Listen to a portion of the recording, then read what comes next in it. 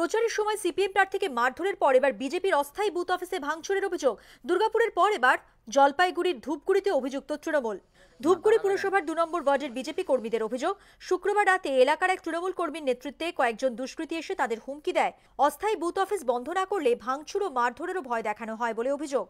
স্থানীয় বিজেপি কর্মীদের দাবি, তখনকার মতো বচসা মিটে গেলেও শনিবার সকালে এসে দেখেন বুথ অফিসে ভাঙচুর করা হয়েছে, ছিঁড়ে ফেলা হয়েছে দলীয় পতাকা।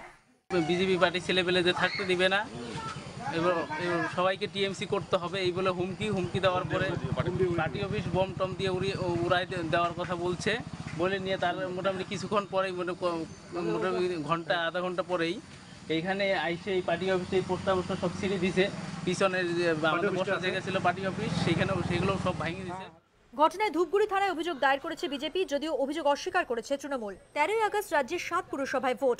দিন যত এগিয়ে আসছে ততই বাড়ছে শাসক বিরোধী চাপানুতর। রাজা চট্টোপাধ্যায়ের রিপোর্ট, এবিপি আনন্দ, জলপাইগুড়ি।